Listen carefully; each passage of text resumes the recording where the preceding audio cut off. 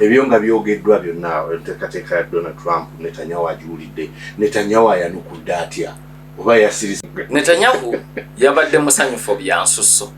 kwegamba ng'awulira ebigambo by'abadde aludde okuwulira kubanga jjukira gavumenti ya Biden babadde mu kwesika babadde bawagizi be naye omuntu akuwagira ng'obunkenke akuteekako bungi kakati Trump byabadde ayogera nga bimuwoomera buwoomera kubanga bw'oba omupalestina obadde olowooza nti Netanyahu mukambwe agamba nti amagye ga Russia ga Isirairi gasigale Gaza kati ono akugambye sina ga Isirairi kabaleeta ageebo n'ayira aga Amerika kuba kikitegeeza Amerika okweddizawo magye gaayo gayina kujjawo nga bwe gagende Panama kakati ekyo kibadde tekiyinza butasanyusa Netanyahu nti afunye obuwagizi bw'abadde tafuna ku mulembe gwa Biden abaddamu obuwagizi naye nga buli buwagizi buliko obukwakkulizo era bwe yaweereddwa omukisa okwogera Netanyahu yagambye bw'ati nti oyogera ebintu sebo President Trump abalabye batya okwogera you say things others refuse to say tinaye bw'omala okubyogera ne biwuniikiriza abantu ne bibawaawaza amatu naye ogw'omutendera bwe guggwa abantu beebuulirira ku bigambo ebyo ne beefumiitiriza era bamaliza nga naye omusajja yadde tatugambye bulungi naye kyayogera kye kituufu naga kyekyo lwaki nkwagala era yayogedde ku Trump namuga nti yeggwe mukwano gwa Isirairi asinga greatest friend Netanyahu kikulaga bino bwe byamuwomedde talina mutawaana n'Amerika kweddiza luwananda lwegaza kubanga abayambye nti tebagenda nakuteekawo magye ga Isirairi magye ga Amerika ge gagenda okubeera n'obuvunaanyizibwa obwo kakati okubayambako nga balwanyisa Bahamazi nga basinziira awo n'olwekyo aba ayongedde kubagondeza mulimu mu lutalo lwe balimu era Netanyahu yamugambye nti otuyambi nti we wakoma emyaka ena emabega wotandikidde n'ategeeza bannamawulire nti kambabuulire mu wiiki emu Trump atuyambye abawambe baffe okukomawo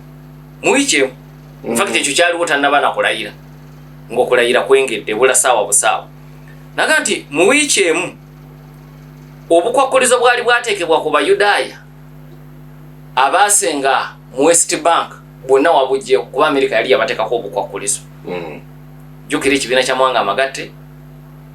kikitwala nga kya bumenyi bw'amateeka Abayudaaya okwesenza mu ttaka eryo erya West Bank kakati naye ekyo tekirobedde Bayisirayiri kugenda nga maaso kusengayo nga basindiikiriza Abapalestina kati Amerika kwe kubateekako obukwakkulizo ku mulembe gwa Biden kati Trump yabugyewo so Netanyahu era yamwebazizza n'amwebaza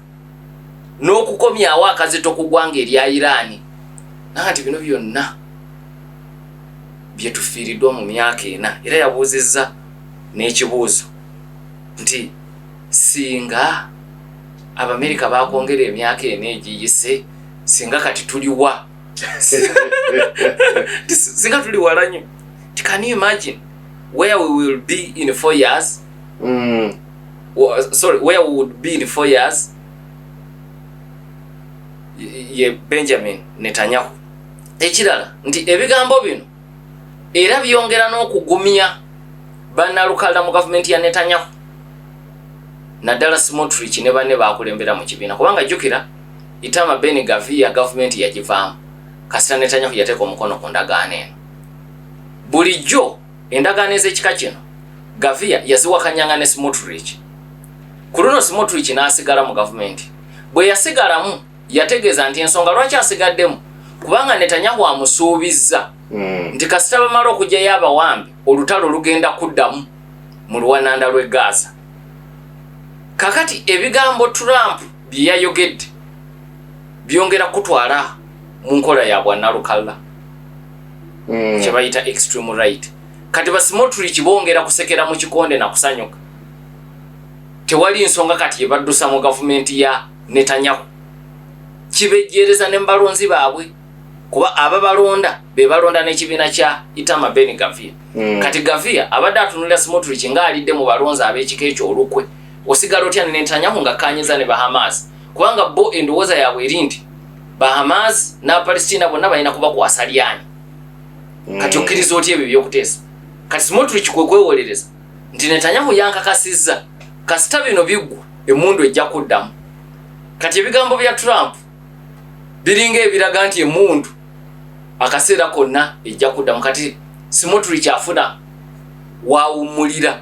nti n'olwekyo saakola nsobi okugira nga nsigadde mu gavumenti ya Netanyahu oluvannyuma lw'okuteeka omukono ku ndagaano eya ceasefire ne Bahamas. Ku 88.8 kya Basafama Radio Buganda katukomyo 88.8 CBS FM.